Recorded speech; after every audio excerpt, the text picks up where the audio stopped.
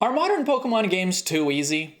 This question came up in last week's podcast, which if you haven't listened to, I highly recommend it. But although the issue came up, we didn't go too in-depth about it, so I wanted to explore it further. And to demonstrate some points more clearly, I want to compare how certain things happened in Pokemon Yellow to how they happened in Let's Go Pikachu and Eevee. And yes, I realize that the Let's Go games were made to be easier. They were made for a more entry-level audience. But back in the day, so was Pokemon Yellow. It was specifically made to attract the anime audience. Yellow to Let's Go is the most direct possible comparison. And the specific parts of Let's Go that I want to focus on do represent the overall trend of the series.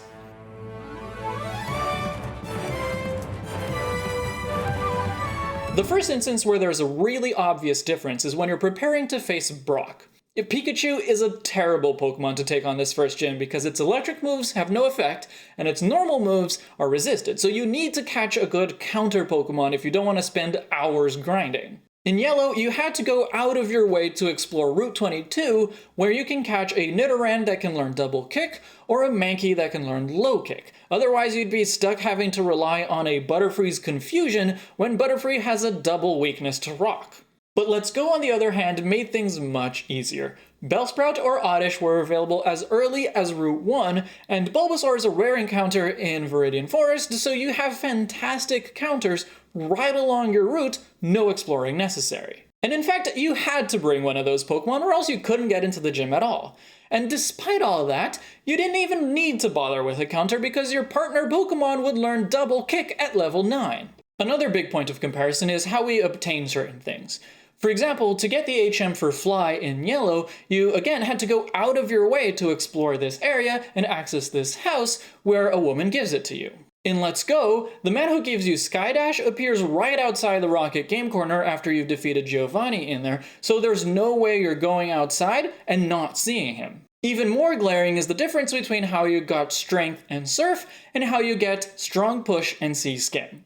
Back in the day, getting those two HMs was, pardon my language, a complete crapshoot. There was no way to know where to look for them or even what you were looking for. There were some hints, like the warden being completely unintelligible and having strength boulders in his house. For Surf, the hints only start coming when you're already in the Safari Zone and have already explored a fair bit, when you start seeing signs that say you'll get an HM for finding the secret house. But that's the extent of it. You will only get these two incredibly important HMs that you literally cannot complete the game without if you explore the Safari Zone thoroughly, and you have to do it for the sake of exploration. Not to mention that it costs $500 every time you go in. In Let's Go, the Warden is much easier to understand, so you get a decent idea of what you're looking for and where to look. He specifically tells you to go to Route 19. And you don't even need to look for it. Team Rocket find it and give it to you. Sea Skim is even easier. You literally just talk to this guy and you're good to go. Actually, speaking of the Warden being easier to understand, that's an example of how much more direction Let's Go gives you. You're not necessarily told what order to do things in, but you are told fairly clearly how to solve some of your problems. After you visit Pokemon Tower and get escorted out by the ghosts, you see a scene where Team Rocket says they are going to their hideout. They specifically say where their hideout is, and it's not difficult to figure out from context that going there might solve your ghost problem. Gen 1 does have a sign that advertises the Sylph Scope and an NPC that mentions it, but with no indication of where you might find one. There's also a huge number of other ways that Let's Go makes your life easier. I didn't realize this before, but did you know that the partner Pokemon gets 110 points of stat buffs on top of having perfect IVs across the board? And they get special moves, with a wide variety of types for coverage, and most of them have base power 90 and really good secondary effects as well, making them some of the best moves in the game. You also have the Candy and Awakened value system, which lets you power up your Pokemon way beyond normal levels, and having constant access to your Pokemon box meant that you could swap out your entire team halfway through the Elite Four, or even just have a specialized team for each person. But I'll concede that these particular features are probably Let's Go exclusives and we're not likely to see them in other games. In the core games, and I brought this up in the podcast last week, the experience share is usually given to you early and with no side quest or challenge. And it actually multiplies the experience yield of the opponents, giving full experience to the battling Pokemon and 50% of that to everyone else. Whereas in Yellow, you had to find this aide outside of Fuchsia who would only give you the experience all if you had caught 50 Pokemon. And even then, the experience all was very limited, giving half of the experience to the battling Pokemon and the other half was distributed evenly to everyone in the party. In Let's Go, you don't even have an experience share. The experience distribution works just like in other modern games, but it's just a thing that happens and you have no option to turn it off. Status conditions also aren't as hindering. Nowadays, poison doesn't affect your Pokemon outside of battle, so it's not going to faint on your way to the Pokemon Center. You also have Pokemon Refresh now, which lets you heal statuses without needing any items, which makes it easier for you to manage your items, and means that you can save money for different kinds of items. And speaking of money, it's overall easier to make money, and you can accumulate a lot more of it, which means you have to watch your spending less these days. We can mention TMs too, which, one, are much more useful now. The moves tend to be better, like you don't have Water Gun on a TM anymore. And two, they can be used as many times as you want, so you don't have to be careful about which Pokemon you're teaching which moves to because you only get one. And HMs too. I love ride Pokemon, but the fact that you don't need to worry about carrying a Pokemon that can learn a certain HM or having that HM take up a permanent slot in your moveset means that team building is a lot simpler, a lot more flexible. You can just use whatever Pokemon you want.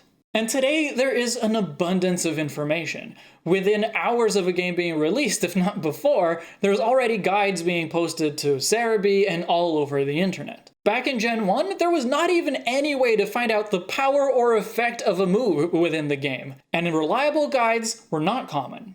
So yes, Pokemon games are much easier today. But no, not all of these things are bad. Ride Pokemon are great, multi-use TMs are great, flexible team building is great, and of course something like the internet is not within Game Freak's control, so we can't really fault them there.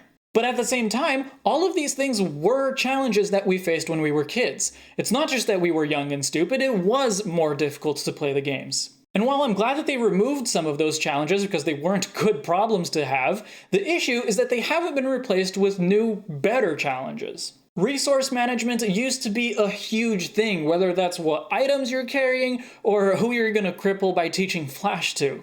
Nowadays, you barely need to think about that. I was going to make this video already, but last week, on the same day that I released the podcast, I saw this tweet from Hoodlum Callum.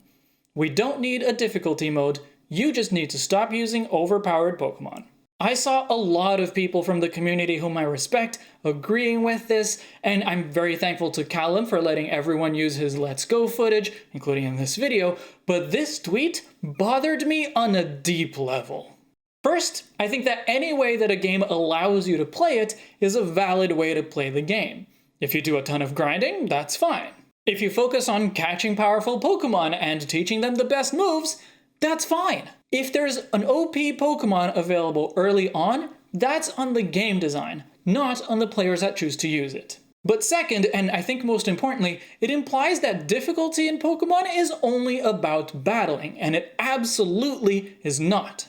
I'm doing a playthrough of Ultra Moon right now with a mono dark type team. I am using a shiny Greninja that I bred in a previous playthrough, but other than that, all of my Pokemon are average run-of-the-mill Pokemon. I'm limiting my experience share use, and Dark is actually a tough type to use. I've had plenty of difficult battles. Hala wiped the floor with my team the first time I challenged him, but the game isn't intellectually challenging, and most of what does make the game challenging is self-imposed. I don't know if difficulty settings would actually solve the problem of Pokemon getting easier. The settings would have to affect more than just the opponent's levels for it to be effective. But there does need to be something. Whether that's more side quests, more Zelda-style puzzles, just less hand-holding and direction overall, I don't know, probably all of those things. But I know that I have been finding Pokemon games less and less challenging with each generation, and that battling difficulty isn't the only problem. But that's what I think, and I would love to hear your opinion, especially if you disagree with me. Please let me know why in the comments. I love the conversations that we have down there. And if you can give me a hand by sharing this video with your friends, I really appreciate it. Oh, before I go, my next Pokemon redesign stream is tomorrow, March 30th at noon Pacific time. We'll be redesigning the Unknown, and I'm really excited for it. You can join us there at twitch.tv/UmbreonLibris, link in the doobly-doo, but if you can't make it, you can just catch the summary video right here next week. Thank you for watching, I'm Umbreon Libris, and I'll see you in the next chapter.